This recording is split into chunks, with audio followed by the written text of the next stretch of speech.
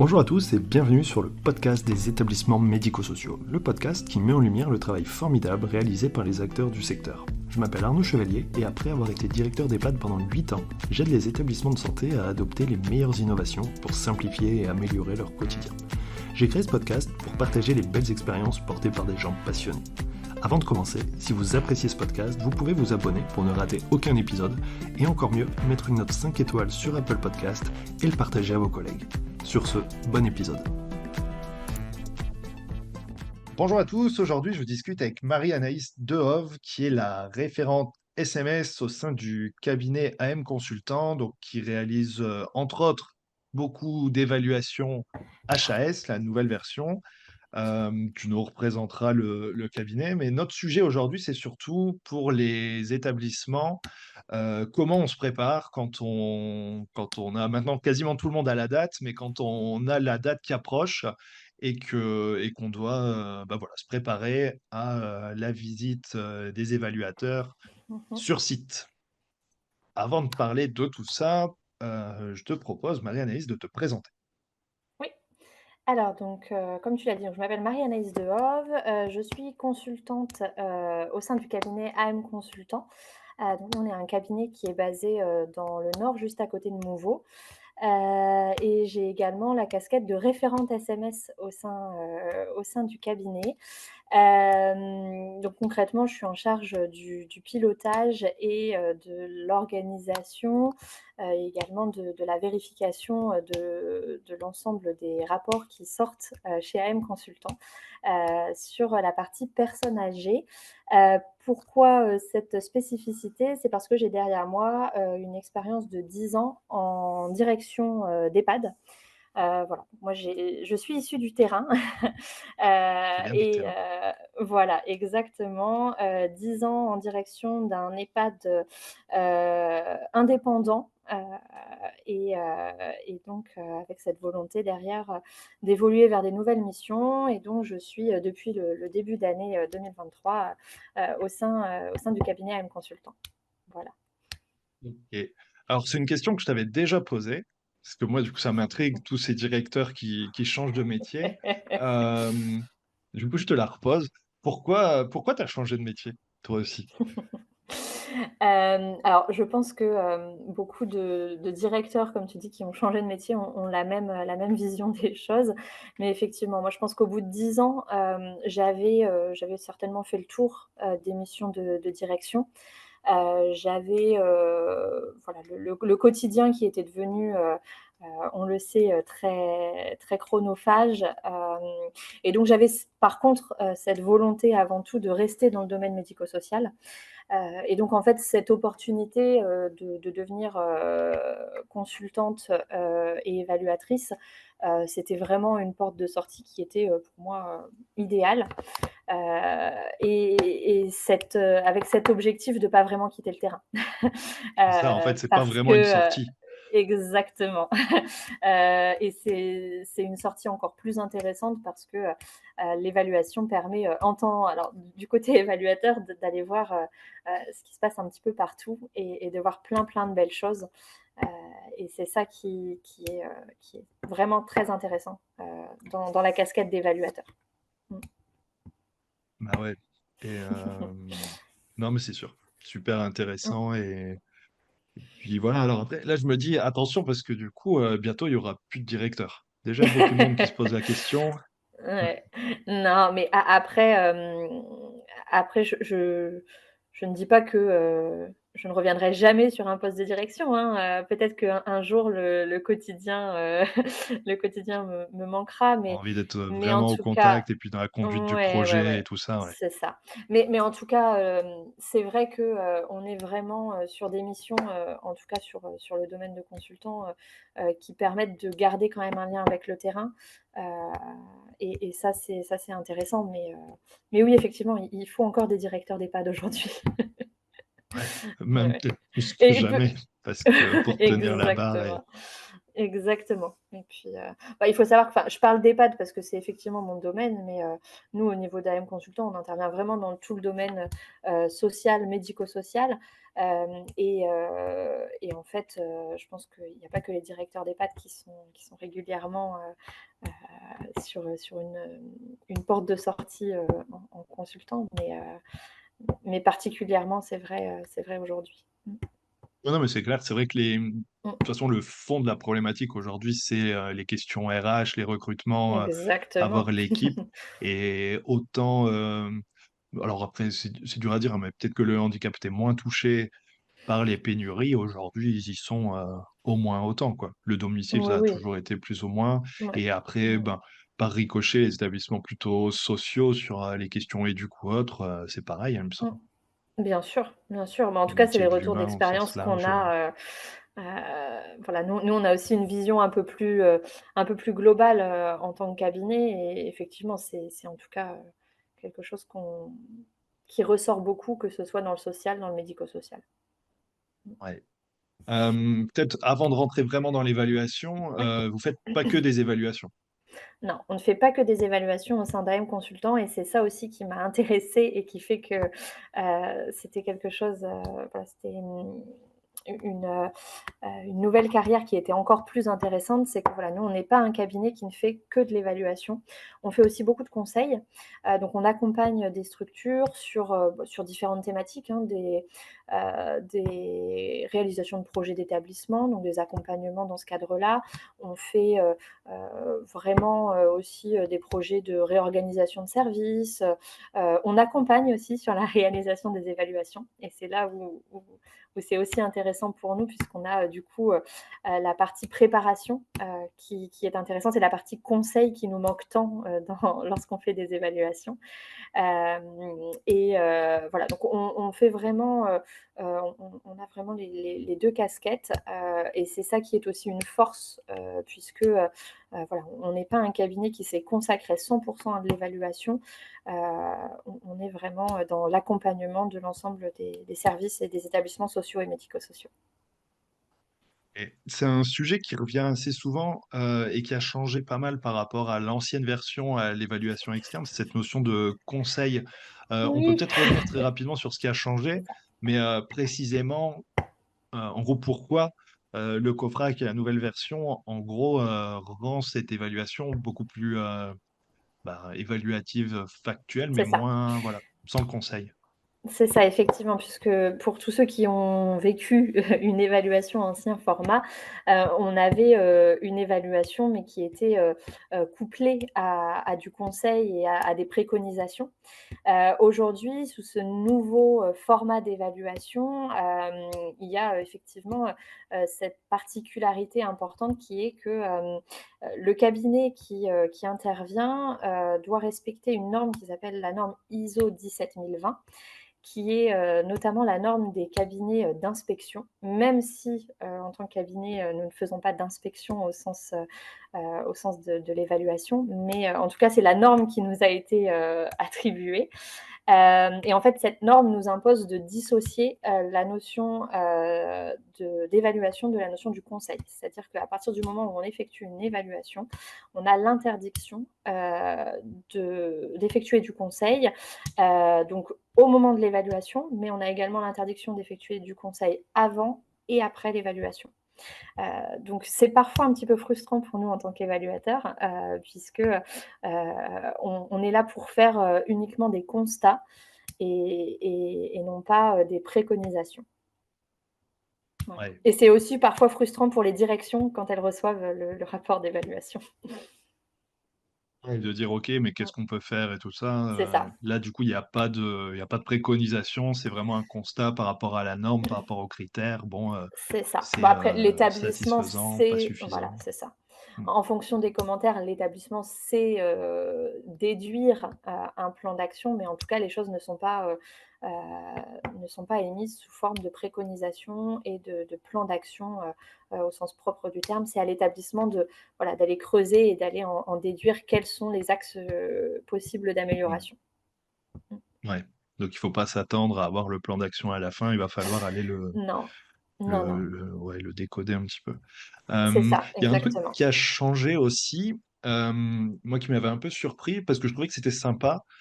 Sur l'ancienne évaluation, il y avait un temps de présence aux transmissions et notamment le soir, Mmh. les transmissions jour-nuit en gros. Mmh. Est-ce que tu sais pourquoi ça a disparu? Alors, en fait, la méthodologie, qui a été déterminée, dans le cadre de cette nouvelle évaluation HAS, elle est avant tout basée sur, des temps, d'entretien, collectif, où en fait, il est demandé à ce que, l'ensemble des professionnels et donc, que ce soit des professionnels de jour ou de nuit, soient représentés dans ces entretiens. Mais en tout cas, aujourd'hui, il n'est plus prévu d'assister à des temps en dehors de l'évaluation, sur des temps de transmission ou autre. C'est pas quelque chose qui est prévu. En fait, le schéma et l'organisation qui nous est demandé est vraiment basé sur des temps d'échange et de vérification par le biais d'une traçabilité que des temps d'observation. Alors ça ne veut pas dire qu'on a zéro temps d'observation, mais en tout cas, ils sont moins importants que ce qui pouvait être effectué auparavant. Ok. Ok. Ouais, c'est bon après ça peut se comprendre aussi, hein, mais je pense que un peu pour le principe. Ça avait Mhm. un côté intéressant d'aller vraiment sur le terrain, de voir et tout ça, plutôt qu'être exclusivement basé, oui, sur les éléments de preuve qui traduisent la même chose, en fait, à la fin. Mais Oui, voilà. oui, oui, mais qui du coup, peuvent pénaliser parfois des établissements qui n'ont pas une culture de la traçabilité très poussée. Heu, voilà, Ouais, mais en qui tout font bien, cas, mais qui écrivent pas, du coup, qui peuvent pas le c'est prouver, ça. pas Ouais, tout à et fait. puis un peu la symbolique, en fait, de dire attention, Mmh, on est là, on voit, on mmh. regarde même pour valoriser, en fait, hein, Ouais, ouais, ouais. Alors on a quand même quelques temps d'observation, hein, voilà, on a un temps d'observation du circuit du médicament notamment, un temps d'observation, en lien avec tout ce qui peut être, relié au risque infectieux. Donc, voilà, on a quand même quelques temps d'observation sur, le circuit du linge, sur, l'entretien des locaux, heu et qui permettent en fait d'aller valoriser ces professionnels qui peuvent être, à première vue un petit peu, oubliés de l'évaluation alors qu'en fait ils sont centraux vraiment dans la vie d'un établissement. Je pense également à la cuisine. Voilà, c'est des nous chez AM Consultant, on a en tout cas, des temps d'observation qui nous permettent d'aller à leur rencontre et de les valoriser au maximum, puisque cette évaluation, elle a avant tout pour objectif de valoriser les pratiques des professionnels et non pas d'être une évaluation sanction, mais vraiment d'aller amener les professionnels à montrer ce qu'ils font de bien. Voilà. ouais. Tu as des exemples là-dessus? Peut-être de situations où une équipe, du coup, presque s'aperçoit, à leur insu, qu'ils font bien? Mais c'est à chaque évaluation ça. Concrètement, en fait, on est très souvent face à des équipes qui, en fait, sont tellement dans le quotidien et dans des habitudes, très ancrées et dans des valeurs et dans des manières de faire qui sont très ancrées dans leur quotidien, qu'en fait, ils ne se rendent pas compte que ce qu'ils font, est quelque chose, à valoriser. Moi, une phrase que je dis souvent, lors du début d'une évaluation, c'est: «Rien n'est évident». Parce Ouais. qu'en fait, les professionnels vont parfois, avoir des difficultés à valoriser ce qu'ils font parce que c'est tellement dans leur quotidien, qu'ils ne pensent même pas à nous le dire, en fait. Heu et en fait, très souvent, les établissements nous disent enfin, ou les professionnels nous disent: «Ah mais ça, en fait, ça se voit pas partout». Et non, ça ne se voit pas partout et donc heu, dites-nous tout ce que vous faites et après nous, en tant qu'évaluateurs, on va les amener on va aller creuser et on va les amener à trouver, justement ces petites pépites qui Ouais. parfois, sont même pas pensées par les équipes comme étant des choses qui sortent de l'ordinaire. Ouais, qui sont plutôt naturels alors que, ça C'est ça, demande, une vraie réflexion, un effort et tout à fait, tout à fait. Mmh. OK, cool. Bon alors, le sujet c'est comment on se prépare? Admettons mon établissement, je sais pas là maintenant, Bon, si c'est premier trimestre, ça va être très juste. Si c'est deuxième C'est juste. trimestre, il va falloir Il va faire falloir la carburer, mais chaise. c'est faisable. Non. Ouais, si par exemple, oui, c'est dans un an. Si j'ai un an Mmh devant moi, en gros, qu'est-ce que je fais? mh. Alors, déjà la première étape pour moi, c'est, de présenter, l'évaluation aux professionnels. Pourquoi? Parce que, aujourd'hui, les professionnels dans cette nouvelle évaluation, ils sont vraiment, au cœur, de l'évaluation, tout comme le sont les résidents, mais les professionnels vont être, acteurs de l'évaluation et vont être interrogés, de manière, enfin en tout cas vont participer à des groupes de travail, sur lesquels, ils n'auront pas l'appui de la direction. Puisque, la particularité aussi de cette évaluation, c'est qu'on scinde, l'évaluation en 3 chapitres. Donc, u un chapitre sur lequel on va rencontrer, les résidents, et derrière on rencontre des professionnels qui accompagnent ces résidents. Le chapitre 2, qui lui va être centré sur l'accompagnement fait par les professionnels, et le chapitre 3 qui lui est centré sur la gouvernance. Et en fait, les professionnels, pour savoir, ce qui les attend, il faut pouvoir les préparer à mon sens. Et pour ça, il faut faire un petit travail de décryptage du référentiel, ça c'est sûr, mais il faut leur expliquer ce qui va se passer concrètement. Heu, voilà, ça c'est effectivement, pour moi la première étape. Donc comment on fait ça? C'est là où c'est un petit peu plus compliqué, mais en tout cas, le référentiel, il est construit par thématique, et c'est intéressant de pouvoir, prendre les thématiques les unes après les autres et de réfléchir à déjà ce qui est existant. Avant de vouloir voir, ce qui peut être mis en place, on peut déjà, réfléchir en équipe sur, quel est l'existant. Et déjà, ça va aider les professionnels à apprendre à valoriser ce qui est fait. Et ça, c'est en fait très souvent quelque chose qui est compliqué quand on arrive sur une évaluation, et qu'on est face à des professionnels qui savent pas du tout, à quoi s'attendre. Ça va être compliqué pour eux de valoriser ce qu'ils font au quotidien. Ouais, puis il y a du stress en plus. Il y C'est a quand du même un stress, jour bien évidemment. particulier. Alors nous, c'est vrai qu'en tant qu'évaluateur, bon, chez AM Consultant, on fait aussi, des temps en amont. Donc on fait une réunion de cadrage qui permet, voilà, de recadrer les choses et de dédramatiser l'évaluation. Mais on a beau être, voilà, très rassurant, tant qu'ils ne nous ont pas vus, il y a toujours ce stress, qui est bien présent. Hem, donc plus ils seront préparés et plus le stress sera maîtrisé. Ça ne veut pas dire qu'il y aura Mmh. pas de stress, hein, c'est très naturel, mais en tout cas, c'est vrai que les professionnels sauront un petit peu à quoi s'attendre et voilà, pourront Ouais, plus à effectivement, l'aise, quoi. être Ce qui est un plus peu plus à confortable, l'aise. pour l'équipe. Exactement, exactement. Ouais. C'est vrai que quand tu dis décrypter le référentiel, si on n'a pas l'habitude, il est quand même un peu chaud sur les questions. Tu Ah, vois? Le s premier critère, pas tous, parce qu'après ça va, tu vois? Tu as des questions plus précises, mais Mmh la mh. question de la perception par le résident, sa propre perception de la bientraitance, tu te Ouais. dis, «Ouille, ouille, Ah ouille». bah, c'est clair que si on aborde, au niveau alors là, je mets la casquette évaluateur, mais si, la première question qu'on pose à un résident, c'est: «Quelle est votre perception de la bientraitance?» L'entretien démarre pas très bien, ça c'est sûr. C'est chaud. Ouais, exactement. Mais en tout cas, effectivement, on parle de décrypter le référentiel parce que, ce référentiel, alors, il a été construit pour tous les établissements et les services sociaux et médico-sociaux. Donc ça veut dire qu'il se veut quand même, très généraliste, et qu'il doit pouvoir, s'adapter pour tous les différents enfin, pour les différents types de structures et les différents types de publics. Donc chaque établissement doit pouvoir, identifier derrière chaque critère ce qui peut en fait être attendu, pour son type d'établissement et pour son type de public. Et les attendus, si on est sur un EHPAD, par rapport à un même critère ne seront pas les mêmes.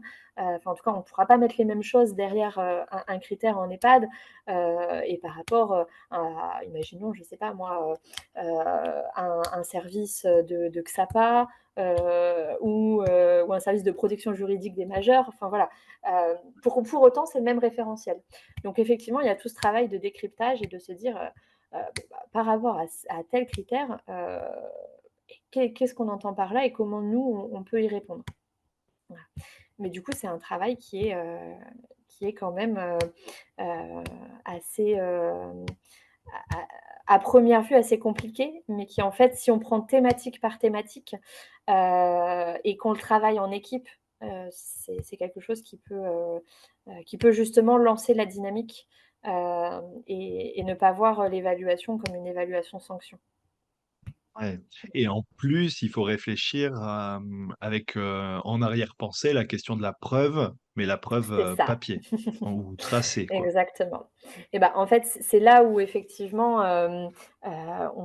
les équipes ont souvent c'est là où parfois le bât blesse, parce que la culture de traçabilité, aujourd'hui, avec ce nouveau référentiel, elle est encore plus poussée.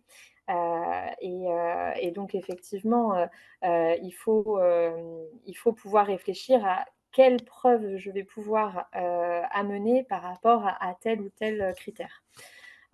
Mais moi, je pense que ce qu'il faut surtout avoir en tête avec les professionnels, c'est d'aborder les thématiques par rapport à leur quotidien et pas être sur, des enfin de vraiment être sur des critères, rattachés à leur quotidien. Et donc, par exemple, de se dire, par exemple, dans le référentiel, il y a des critères qui portent sur la douleur. Et bah, de se dire, bon, bah, on est en équipe, est-ce qu'on a en tête un exemple d'un résident qui est particulièrement douloureux? OK, bon, bah, on a ce monsieur untel, OK et bah, qu'est-ce qu'on a mis en place pour lui? Bah, on a mis ça, ça, ça, on a fait intervenir, une équipe mobile, douleur, on a mis en place, la HAD parce qu'il était vraiment très douloureux et en fait, de se dire: «OK, bah, tout ça, on le fait, est-ce qu'on l'a écrit quelque part, ou pas?» Voilà et donc en fait, Ouais. de réfléchir l'ensemble pour moi, pour l'équipe de réfléchir, le référentiel et de prendre les thématiques en les rattachant à leur quotidien, c'est ça qui va les aider à comprendre, le but de ce référentiel, en fait. Il y a des cas concrets, plutôt C'est qu'une ça. notion théorique. Comment vous gérez les chutes? Peut-être la question ce serait, ben, voilà, est-ce que vous avez déjà des résidents qui ont été confrontés à un risque de chute? Là, du coup, on visualise. Oui, OK, c'est qu'est-ce ça, que vous avez fait? Qu'est-ce que vous avez mis en place? Et là, d'un exactement. coup, tout va sortir, alors que si on reste sur une notion un peu trop théorique, C'est bah, ça. on se Bah regarde un bah, petit peu de travers et on se dit: «Mince, qu'est-ce que je dois dire?»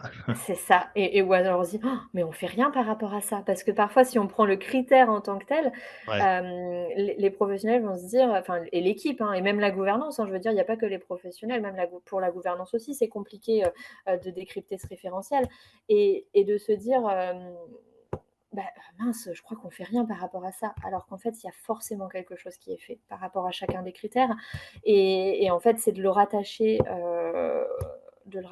à la pratique et au quotidien, pour derrière aller réfléchir et effectivement peut-être, derrière, conceptualiser les choses, dans un protocole, dans une procédure, mais en tout cas de vraiment partir du terrain et non pas, de partir, de protocoles, enfin, l'objectif de l'évaluation, c'est pas de faire des protocoles à tout va, mais en fait de déjà, repartir du quotidien et de ce qui est fait et d'en sortir des pratiques, et des bonnes pratiques, en fait. je comprends. Donc expliquer aux équipes, Mmh. décrypter le référentiel, rattacher les questions à la pratique, donc c'est plutôt reformuler, en fait, par rapport à C'est ça, qu'est-ce qu'on fait. C'est vrai que c'est intéressant, hein, c'est la ça. notion de réfléchir à l'existant, plutôt C'est qu'est-ce qu'il faut ça, faire et ce qui manque. exactement. Beh, C'est moins souvent, en flippant fait, déjà. les équipes, voient très, très bien ce qui ne va pas. Mais Ouais. elles ont du mal à mettre en avant ce qui va bien et en fait, ce travail, de diagnostic et de se dire: «Bon, bah, qu'est-ce qu'on fait par rapport à telle ou telle thématique?» c'est déjà une grande partie du travail de préparation. Au-delà de se dire, bah, voilà, quel va être notre plan d'action, c'est déjà de se dire: «Bah, qu'est-ce qu'on fait?» Et ensuite, bah, oui, peut-être que là-dessus, il va nous manquer un peu de traçabilité. Peut-être que là-dessus, on n'a pas forcément, défini dans une procédure les choses alors qu'on les fait sur le terrain. Voilà et derrière on en traduit un plan d'action. Mais avant tout, il faut faire un bilan de l'existant, avec les professionnels. Ok, ok. L'étape d'après, L'étape d'après, elle est qu'est-ce qu'on aussi, peut faire? alors on peut aussi, préparer, la partie, résident. Alors bien évidemment, on ne va pas pouvoir, préparer, ces résidents, à l'entretien, en tant que tel. On ne va pas leur faire passer, un entretien à blanc, en tant que tel. Mais en fait, il est intéressant, de pouvoir, réfléchir sur quel résident on va, proposer, dans le cadre de l'évaluation. Pourquoi je dis ça? Parce que le chapitre 1 est vraiment centré sur les résidents. Et donc, on va aller rencontrer, alors un minimum de 3 usagers comme le dit la HAS. Et en fait, la rencontre avec ces usagers, c'est là aussi où ça va permettre de valoriser ce qui est fait. Et en fait, il faut pouvoir avoir en tête la réflexion sur, quel résident on va proposer dans le cadre de notre évaluation. Souvent, en fait, les établissements ont tendance à penser à des profils, de résidents qui sont, très autonomes, très investis dans la vie sociale, parce qu'ils vont être tout à fait dans l'échange avec les évaluateurs. Alors oui, c'est très, très intéressant d'avoir des profils comme cela, mais en fait, il faut aussi avoir en tête que, ce référentiel, il est fait de manière à ce que on va en fait rencontrer le résident et derrière on va rencontrer les professionnels qui accompagnent les résidents.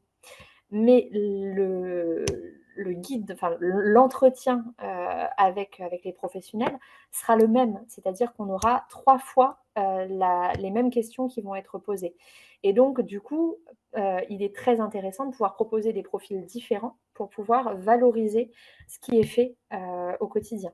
Donc ne pas hésiter, à réfléchir à proposer des résidents pour lesquels l'accompagnement est parfois un petit peu plus compliqué parce que, c'est là où on va pouvoir aller, démontrer, tout ce qui a pu être fait par l'équipe.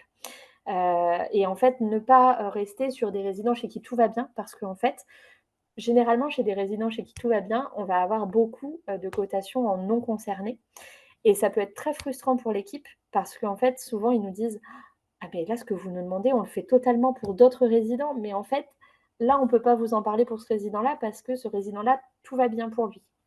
Donc il y a tout ce travail aussi de réflexion autour, de quel résident on va proposer, et comment derrière on va aller, valoriser, ce qui peut être, fait pour ces résidents. Voilà et souvent Ok. on est vraiment confronté à des équipes qui peuvent être très frustrées de nous dire: «Ah non mais je vous assure, hein, sur la douleur on fait plein, plein de choses», enfin par exemple, hein et en fait on ne peut pas le valoriser parce que le chapitre 1 il est vraiment concentré sur les résidents qu'on a rencontrés en tant Ouais. qu'évaluateur. Voilà, Et comme le chapitre 1, il y a les deux visions, il y a la vision du résident avec l'entretien du résident et exactement. et la vision du professionnel. Ça veut dire qu'en fait, le risque qu'on pourrait imaginer, moi je me dis, ouais, mais si j'ai un résident, il va pas savoir exprimer les trucs, il va pas savoir forcément répondre aux questions. Du coup, ça va un peu bloquer les choses. Mais c'est là où c'est une erreur, parce que derrière, on va pouvoir en parler avec l'équipe dans le chapitre 1. Exactement, exactement. On va pouvoir quand même le valoriser avec l'équipe en sachant que nous, sur le chapitre 1, on a la possibilité, de coter, réponse inadaptée. Donc c'est-à-dire que si le résident, lors de notre entretien, il n'est pas possible d'obtenir, une réponse qui soit cohérente avec le critère, nous, on a la possibilité de coter réponse inadaptée. Mm. Et ce qu'il ne faut pas oublier non plus, c'est que, la HAS a déterminé le terme d'usager au sens large du terme. C'est-à-dire qu'un usager peut être tout à fait accompagné, par une personne de son choix, et donc peut être assisté dans la réponse à ces questions, soit par un proche, par une personne qui l'aura désigné et parfois même par un professionnel. C'est également envisageable si on est sur un professionnel ressource qui serait identifié par le résident. Donc il ne faut pas que le fait de se dire je ne suis pas sûre que ce résident-là il soit en mesure d'exprimer tout ce qu'on fait pour lui, il ne faut pas que ce soit bloquant à ce niveau-là, parce qu'en fait, nous, on va toujours réussir en tant qu'évaluateur à aller valoriser les choses, même si on n'a pas réussi à avoir toutes les informations dans l'entretien avec le résident.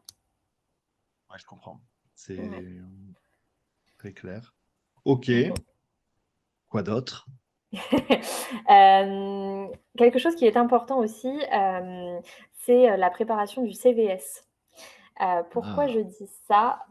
Parce que, alors il faut savoir déjà que le CVS avec ce nouveau décret a de nouvelles missions et parmi ces missions, on a, des informations, sur, les événements indésirables, les plaintes, le plan de gestion de crise.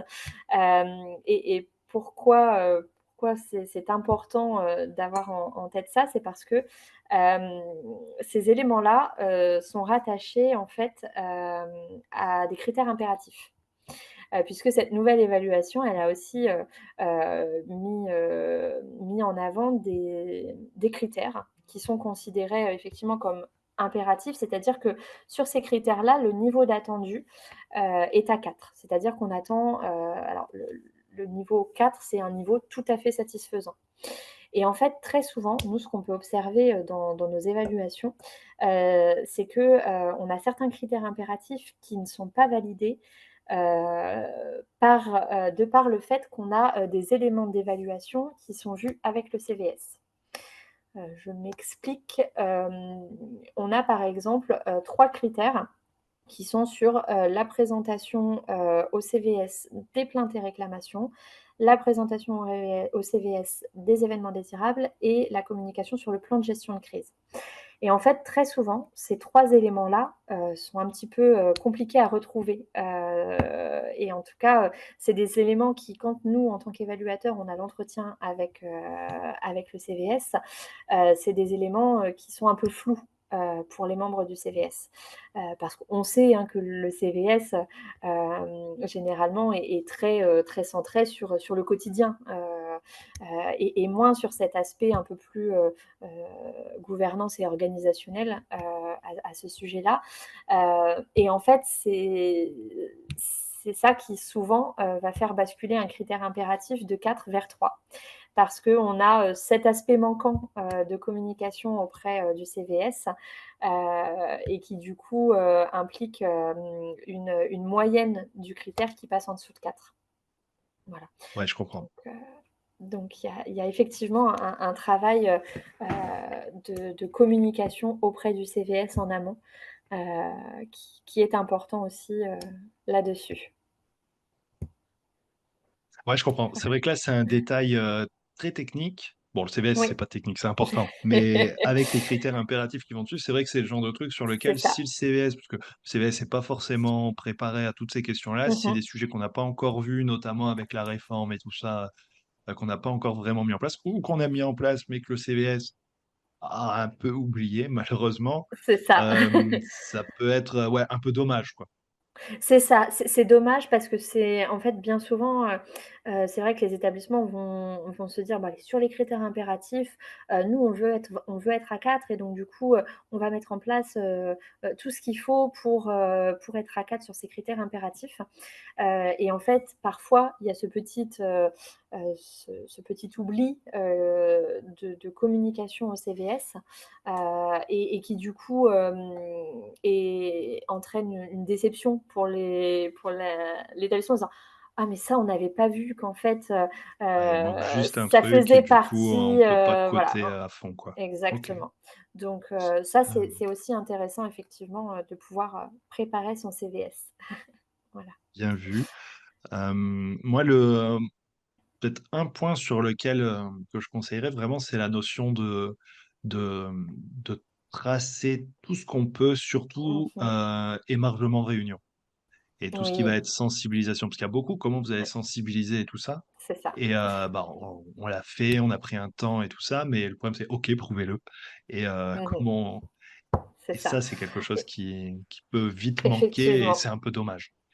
C'est ça. En fait, oui, on a très souvent, donc on a beaucoup de critères effectivement comme tu dis qui sont, est-ce que vous êtes formés ou sensibilisés sur telle ou telle, thématique? Et en fait, très souvent les réponses que nous on peut avoir c'est, «Bah oui, on en parle en transmission». Ouais. Et en fait, ce qui peut être, intéressant, c'est que, par exemple, sur une fin de temps de transmission, effectivement, on a parlé de telle ou telle thématique, ben, on le trace, on fait une feuille d'émargement et au moins, on répond aux critères. Ça prend pas beaucoup de temps parce qu'en fait, les choses sont faites. C'est-à-dire que c'est des thématiques sur lesquelles, les professionnels échangent, mais c'est souvent compliqué d'avoir la traçabilité et en fait, le petit secret, c'est aussi d'avoir, dans la salle de trans, un classeur, avec des feuilles d'émargement et en fonction des thématiques qu'on a évoquées lors des trans, de se dire, «Ah bah, ça c'est en fait, quelque chose qu'on pourrait tracer». On le note, on signe et voilà, on a la traçabilité. Carrément. Ouais. Puis au-delà de l'aspect, uniquement paperasse, moi je trouve qu'il y a un petit côté qui peut être intéressant, c'est qu'il y a un petit peu d'engagement en fait. Mmh OK, mh. c'est de l'éthique, OK, c'est, tel sujet, bon, et je signe, j'étais bien là, j'ai bien vu, enfin, je pense que ça C'est peut ça, avoir, au-delà de ça, c'est ça. encore un petit Mmh. intérêt. Et puis aussi, ça permet aux professionnels de se rendre compte que, ce qu'ils disent lors des trans, ça peut être rattaché à plein de thématiques du référentiel. Ouais. Et alors que souvent quand on parle, par exemple d'éthique, ça c'est un grand enfin c'est aussi un des sujets, qui est assez nouveau en tout cas, dans ce référentiel, et aussi un peu nouveau dans les EHPAD, hein. Moi ce que je dis souvent, c'est vrai que, l'éthique, les professionnels en font tous les jours, sans Mmh. s'en rendre compte. Et donc en fait, de pouvoir, faire quelques petites sensibilisations là-dessus et de le rattacher à vous voyez aujourd'hui par exemple, on a parlé, de la contention et heu, quel est le rapport bénéfice-risque sur la contention? Et en fait tout ça, c'est des sujets qui sont clairement, à relier à de l'éthique. Et pour autant les équipes ont pas l'impression qu'elles font de l'éthique. Heu, donc voilà, c'est vraiment intéressant. Non, c'est un vrai sujet. OK, peut-être pour conclure, du coup, un dernier Alors, ou pour conclure, moi je dirais avant tout, que, cette évaluation, elle est faite pour valoriser les pratiques et que ouais, donc, la la la démarche première des évaluateurs, en tout cas des évaluateurs chez AM Consultant, mais des évaluateurs en globalité, puisque c'est quelque chose qui nous est, vraiment demandé par la HAS, c'est, la posture de bienveillance, envers les équipes et donc, voilà, ce qui est important aussi, à avoir en tête pour les équipes, c'est que les évaluateurs qui vont venir auront cette volonté de valoriser ce qui est fait et viendront dans cette dynamique de bienveillance. Donc, ouais, effectivement, comme on disait, c'est quelque chose qui peut être très stressant, mais si on sait déjà, ce qui nous attend, et hem, si on sait, valoriser, ce qu'on fait, généralement, le stress part assez rapidement, au fil des entretiens. Et en fait, nous, enfin moi personnellement en tant qu'évaluatrice, hem, la plus belle, récompense à la fin d'une évaluation, c'est, des professionnels qui me disent: «Bah, en fait, on a compris, pourquoi on avait fait l'évaluation et en fait, ça nous a permis de nous reposer, de voir ce qu'on fait et de montrer qu'en fait, on fait plein de choses qui sont très bien». ouais, Et ça et c'est ça c'est super. Vraiment quand on arrive à la fin d'une évaluation, qu'on fait, le bilan et que l'équipe nous dit: «Bah, merci en fait de nous avoir permis de valoriser ce qu'on fait», bah, on a tout gagné en tant qu'évaluateur et la direction, enfin la gouvernance va pouvoir, se saisir, de ce temps d'évaluation pour engager, une dynamique derrière et voilà. Mais en tout cas, cette évaluation pour moi, si elle est bien préparée, si elle est, bien amenée et avec des évaluateurs qui sont bienveillants, hem, il y a aucune raison que ça se passe mal et même le contraire, ça peut vraiment, apporter beaucoup pour un établissement et même être un outil de management, de démarche, d'amélioration continue. Donc heu, donc voilà. Cool. Eh ben merci, c'est bien, c'est rassurant. On finit sur une Oui, note ouais, ouais. très positive. Donc, ben, merci pour tous ces conseils. Et Et puis, ben, puis merci à voilà. toi. Puis où est-ce qu'on peut te contacter peut-être pour les questions accompagnement, peut-être surtout ou autre, ou Oui, oui, bien sûr. Alors moi, voilà, site vous pouvez me internet contacter ou sur, alors à la fois sur le site d'AM Consultant, je peux redonner, l'adresse du site, c'est tout simple, c'est am-consultant.fr.